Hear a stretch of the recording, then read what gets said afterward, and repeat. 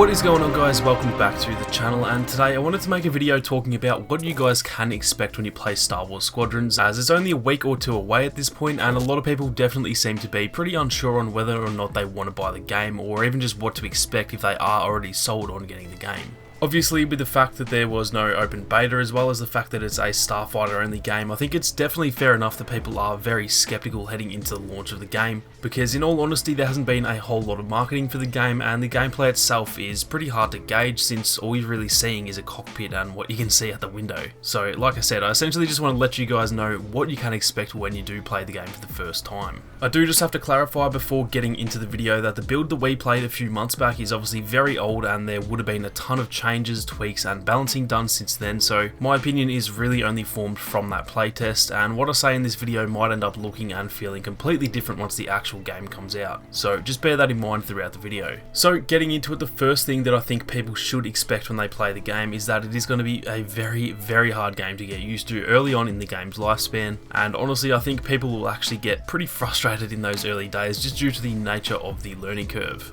If you've played a ton of flight simulators in the past, then it might be a bit of a different story. I think those guys will all improve at a much faster rate than the rest of us, but if you're just coming from playing, say, Starfighter Assault and Battlefront 2, then I think you're in for a bit of a rude awakening in that first week or two after launch. I've said it a few times in some other videos, but this game is absolutely nothing at all like Starfighter Assault, other than the fact that you're in a Starfighter. There's not a single aspect of the game that felt similar to Starfighter Assault, which is what I think most people are probably expecting when they play the game for the first time. Starfighter Assault is a very arcadey, fast-paced, sort of fluid game to play. Your Starfighter turns super fast, you can almost always be shooting, and the cooldown for your blasters is really quick, and overall it just has that sort of fun, arcadey feeling to it, which is a big part of why I think that game mode is a lot of fun to play. In Squadrons though, it felt nothing like that in terms of the fast-paced arcadey feeling. Rather, it felt like you truly are flying a Starfighter, and that you do have to be a bit more focused up on the gameplay to make sure you're doing well, at least when it came to fleet battles anyway. If you're getting this game to just sort of casually play some games with your friends, don't get me wrong, you can still have some good fun just sort of messing around in dogfights or fleet battles, but if you're getting the game to scratch that competitive itch,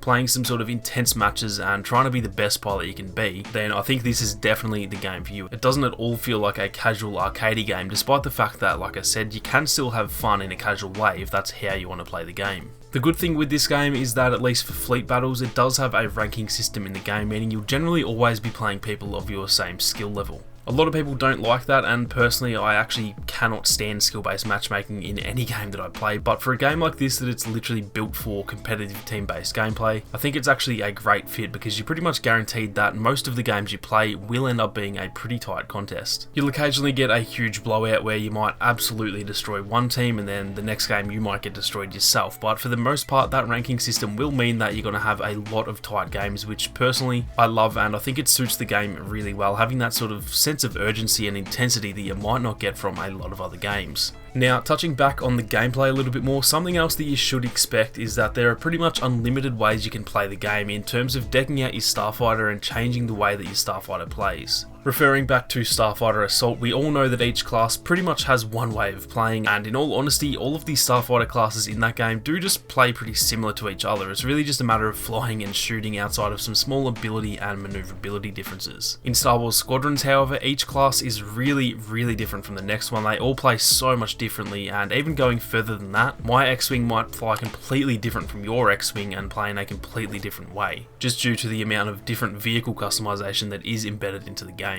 Even just in the small time frame that we had in the playtest, I messed around with a few different builds for each different Starfighter, and I remember making a really tanky TIE fighter that sort of played a lot more like a bomber with some slightly better maneuverability, and obviously just some different abilities, and then I remember making a TIE fighter that played a bit more like a TIE interceptor, giving some of my health for a bit of extra speed. Now that was all just in regards to their health, speed and agility, but there's also the ability to change their countermeasures and their components, which pretty much changes their damage output and the way that they deal damage, or even just completely changing the way that they play as a whole. For example, the support class can use tractor beams and stuff like that. So like I said, there genuinely is almost unlimited ways to play the game, and I'm definitely very excited to get stuck in and see what works best for each class. The other layer to that is that not only will each class play different, but the different makeups of each team will actually play very differently as well, and I'm really curious to see how that actually goes in fleet battles, as I think there'll quickly be some meta team loadouts that people catch onto. For example, some teams might run 2 fighters, 1 bomber, 1 interceptor and 1 support ship, whereas the other team might run 3 interceptors and 2 bombers. And it's going to be very interesting to see how all of that goes, as there's probably hundreds of combinations that a team can use in terms of what classes their team runs in regards to each player. Overall, I think that the level of customization is something that people don't really expect from this game. Even with the lack of content and the fact that we might no longer get content after the launch of the game, I think it's at least a very good thing from Motive that they have gone and added so much customization so that no match ever really plays the same, and I hope that does help out a lot when it comes to the replayability. Now, a few days before launch, I am actually going to be doing a Q&A, just sort of answering a bunch of questions about the game. By the time you're watching this, I actually will have recorded that already, but the day after that goes up, I'll be answering a ton of questions on a live stream as well. So if you do have any questions, make sure your notifications are turned on and do your best to try and get to that live stream, and hopefully I can answer your questions about the game. That is going to do it for this one though, guys. If you enjoyed the video, then be sure to leave a like down below, and if you are new, then consider subscribing to the channel with those notifications on. Thank you all very much for watching. You guys have a great day, and I'll catch you all in the next one.